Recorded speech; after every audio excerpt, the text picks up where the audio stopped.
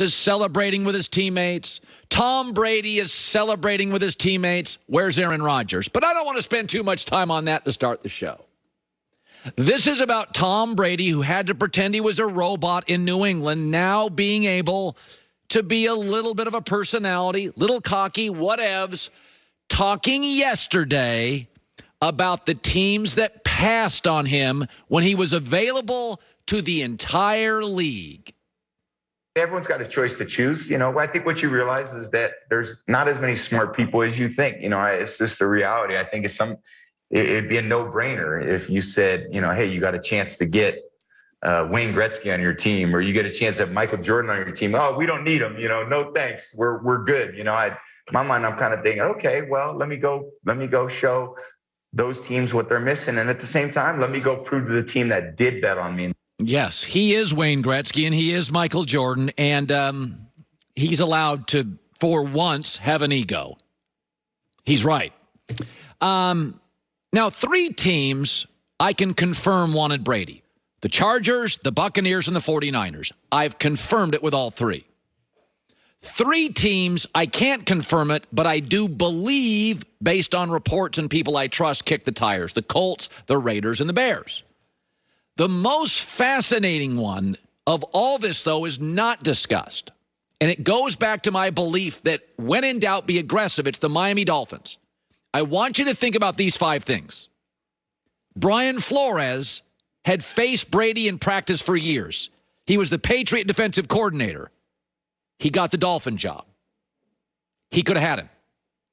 Brady knows the division.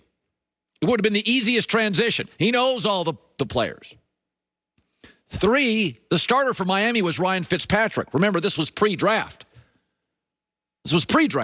Number 4 is Brady wanted to remain on the East Coast, and Miami is the warm weather destination on the East Coast. And, of course, 5 is Brady is just spiteful enough that he would have loved it. And they stuck with Ryan Fitzpatrick.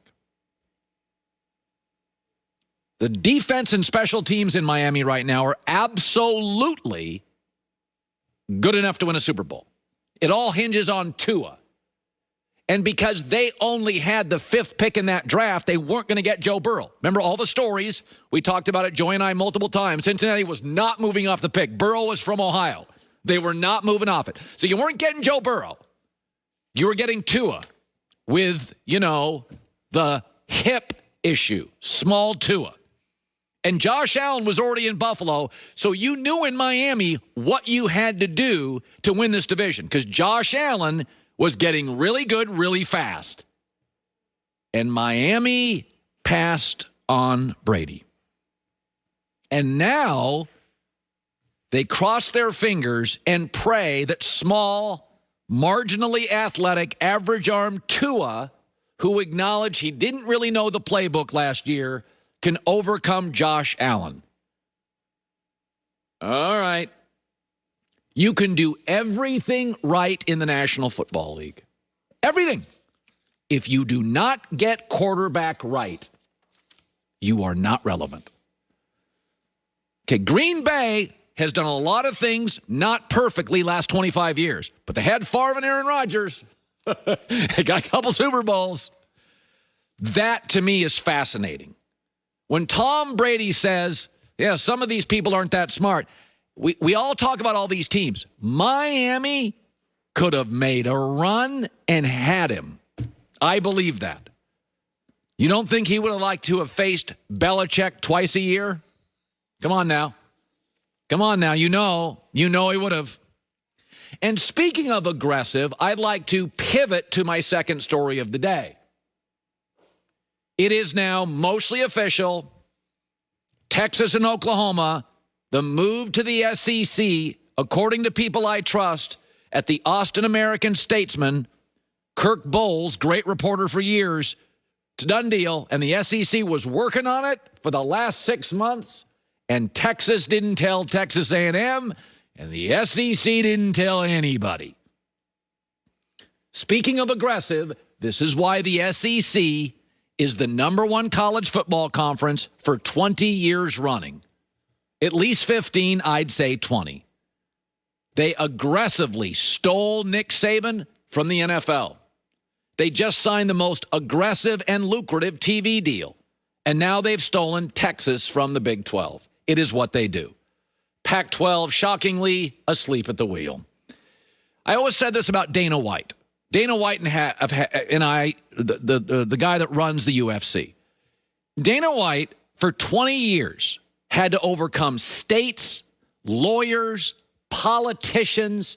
The story of the UFC, I mean, John McCain, the late John McCain, got him off cable television. He fought forever. He never stopped. He was hyper-aggressive. I watch almost every UFC card. Part of it, I like the sport. Second part of it is I respect the sport. They were the first to go back in COVID. Oh, they were shouted down by the media. This is unsafe. He said, not with young athletes, and we'll make it safe, and I'll go rent an island. Aggressive wins. Passive in sports doesn't. Politically correct does not. If you're politically correct or passive, when the music stops, you will be left without a chair. It will not be easy for Texas, and I'm not sure it's the right thing to do. In the last 11 years, they've only been ranked in the top 10 14 times. I mean, good God, Michigan State's been in there 40. So I'm not sure it's the right move. But when I see these NBA free agency stories, there are two great players that are available in free agency. You can go get them. Bradley Beal and Dame. I'm going to bet that Golden State gets one of them. And I saw a story this morning. Warriors stars reportedly want team to trade picks to get Beal. Shocking. Warriors. Who was the team in the middle of the night that went and got KD? The Warriors. Sit back, play to Twitter, be politically correct. You will not win your sport. Tampa Bay, the most aggressive team, landed Tom Brady, got a Super Bowl. Lakers, good God, how many feathers did they ruffle with Anthony Davis? Say what you want. The league didn't like it. The Pelicans didn't like it. Agents didn't like it. A lot of people criticized AD kind of quitting on the Pelicans, and they got a championship. I'm not talking about your family. I'm not talking about always with your kids. I'm talking in business. When in doubt, be aggressive. NBA's got 2 stars. Be aggressive. Texas didn't tell the Texas schools. SEC didn't tell anybody. And by the way, I'm not telling you to be stupid. I mean, I'm not telling you to go out there and, get into bar fights tonight and be aggressive over business deals. But if you start looking around at what is happening in sports, one side is winning, and it's the aggressive side. The NBA teams, the NFL teams, the Tampa Bay Buccaneers, the SEC, the UFC. If you're not making other people in business at least a little uncomfortable, you're doing it wrong. Coming up next, well, what do you know? We talked about it for the last 2 months, and now the story breaks. We'll talk about this coming up. Let me tell you about a new app